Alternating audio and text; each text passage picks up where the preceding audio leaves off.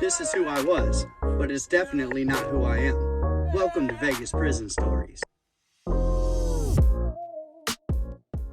Alright, so I'm going to start out by saying this. The Hells Angels Las Vegas charter is its own charter. Alright, this is not a national thing. Every charter is separate from all of the other charters. So let's get that out of the way. Because of this, each Hells Angels charter is its own entity. It has its own thing.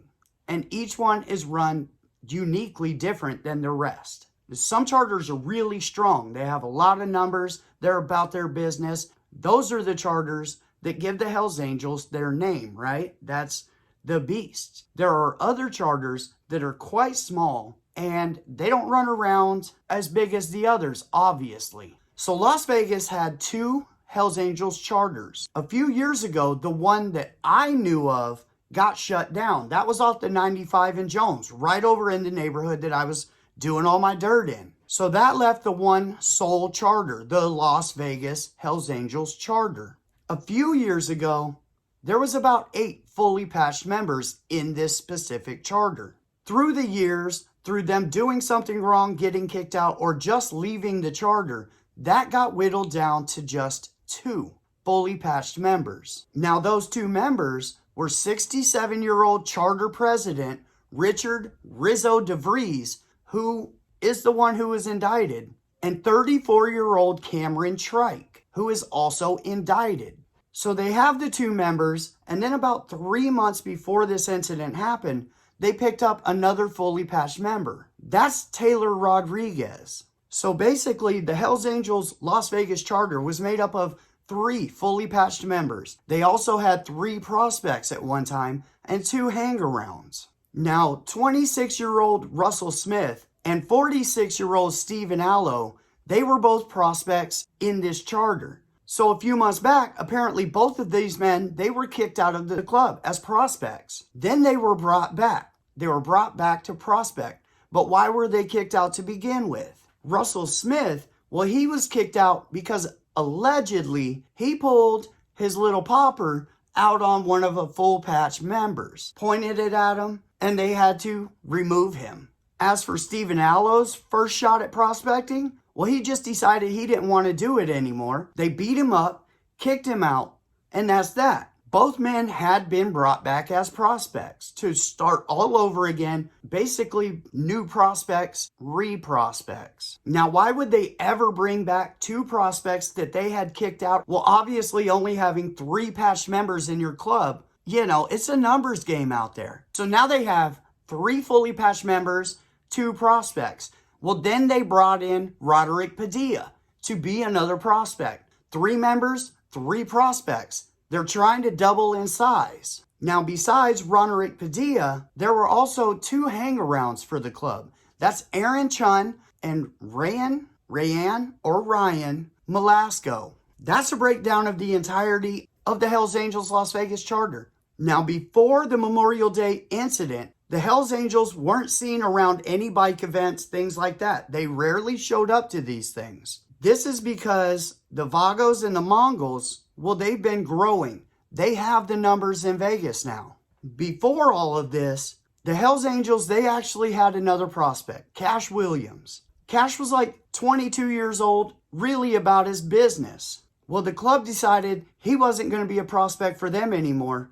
They put boots and hands to him, beat him up, kicked him out of the club. Now, Cash wasn't about to have that happen. So he comes back on Snapchat. I'm not going to say it's Cash. I'm just going to say this was on his Snapchat, him running up to the front of the clubhouse and letting off his popper at him.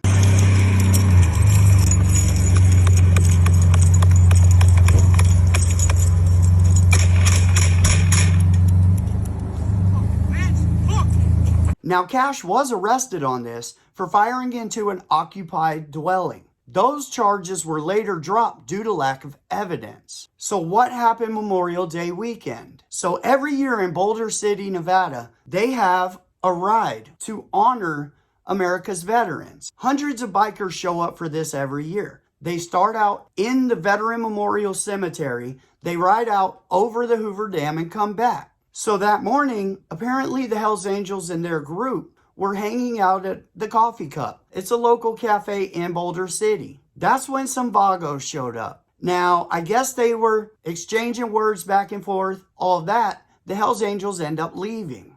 And why wouldn't the Hells Angels do anything? Well, there's like 20 plus Vagos and maybe 5 Hells Angels there. Not even fully patched members. There's 3 fully patched members, 3 prospects, 2 hang-arounds. That's the entirety of it. So about an hour after that happened, everyone shows back up over at the Veterans Memorial Cemetery. Now, I don't know exactly what happened. I'm getting conflicting stories. Some people say that the Hells Angels were the aggressors in this. Other people say that the Vagos were the aggressors in throwing bottles at the Hells Angels. Any way it goes, the Hells Angels took off out of there, but they weren't going home. That's a fact. So the Hells Angels left there and they went and sat off the US 95 on an off-ramp and they waited. There were multiple 911 calls that came in. People called about seeing what had happened at the cemetery, and then those same people were heading home and they saw the Hells Angels sitting on the side of the freeway. So as soon as the Vagos passed the exit, they probably knew what time it was. They for sure saw them because you have 360-degree view when you're on a motorcycle. So you had to believe that they knew what was up. They passed them by, and here come the Hells Angels following in behind them. Now in the video, like I said, I'm sure that there's better technology that can break down who did what in this video.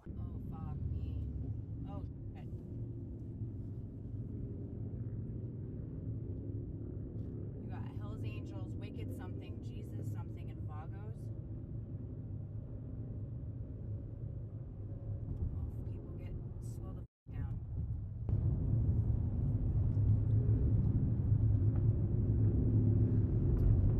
This is bad. They're shooting. They're shooting. For me personally, I don't really want to be that involved in it to say who I think did what. What we do know is 4 Vagos were hit, 1 Hells Angel hang-around was hit, and the old lady of one of the Vagos that was on the back of his bike was hit by gunfire. After that, we know that some of the bikes were ditched. The Hells Angels rode to the Harley Davidson and they left it sitting there. Now, also noteworthy is police came to the Hells Angels clubhouse, raided it, and that's where some of them were arrested. So a handful of weeks later, all of a sudden, here's this RICO, this racketeering case that's been brought off against them. To me, it doesn't take much to put 2 and 2 together. I'm thinking that they put surveillance in that clubhouse and maybe they were talking and they were heard on surveillance, actually putting the plan together to take out witnesses. That's what makes the most sense to me, unless they have somebody that was personally involved telling.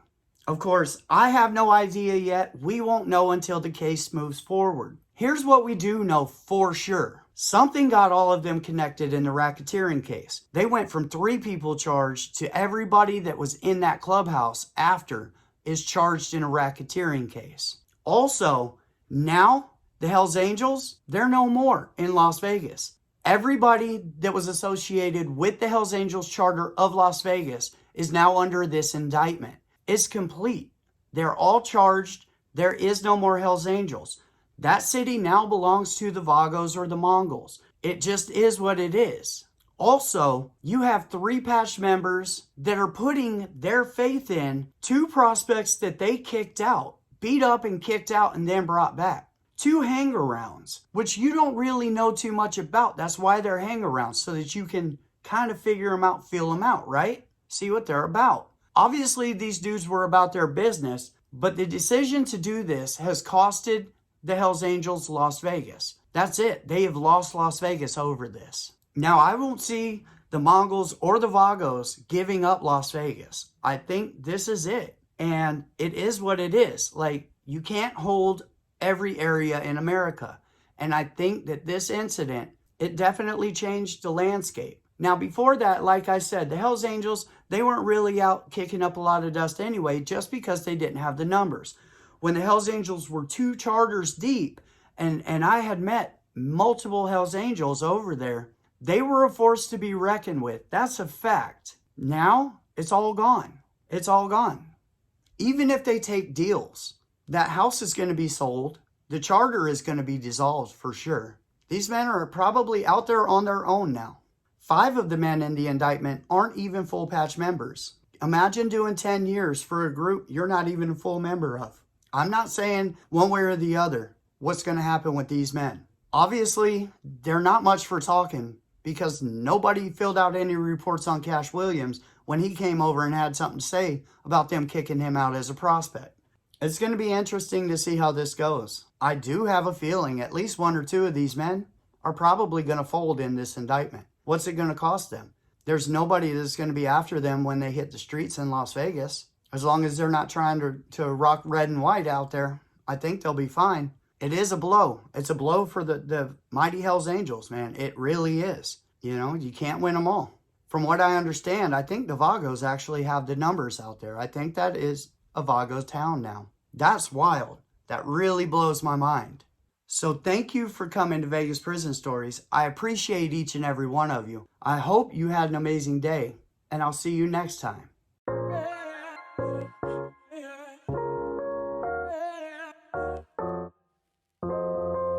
This is who I was, but it's definitely not who I am.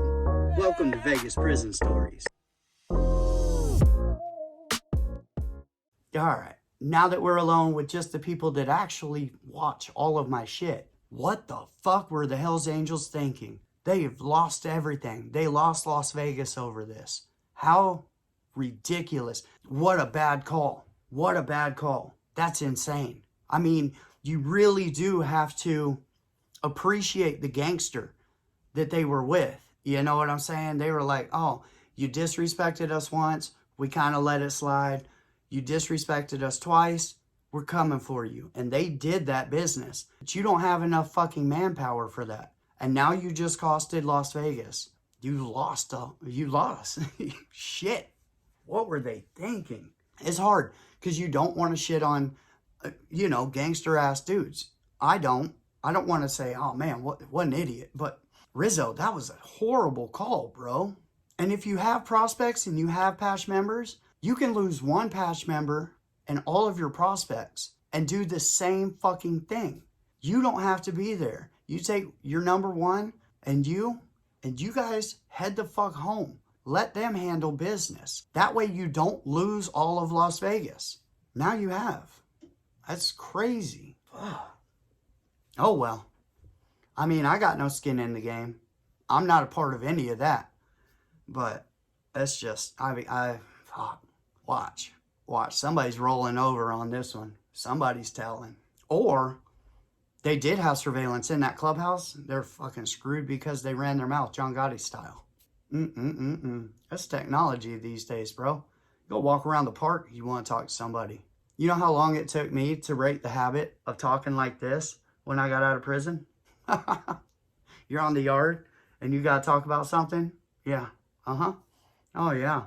Nope. Can't read my lips. All right. It's been a long one. I'm supposed to be in Mississippi right now, but here we are. 3:30 in the fucking morning. What a good song. All right, guys. Take it easy. Except for Gunner, you're a fucking fat mouth and a liar. I hope you don't take it easy. That dude is not solid. Not solid at all. You can tell. He plays kid games. That's probably what he did in prison, and that's why what happened to him in prison. And he can say, oh, I went 50-50 or like fucking 50-50 still fucking SNY to me, homie.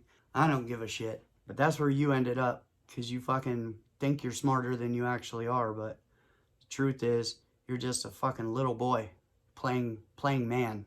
Anyway, y'all have a good one.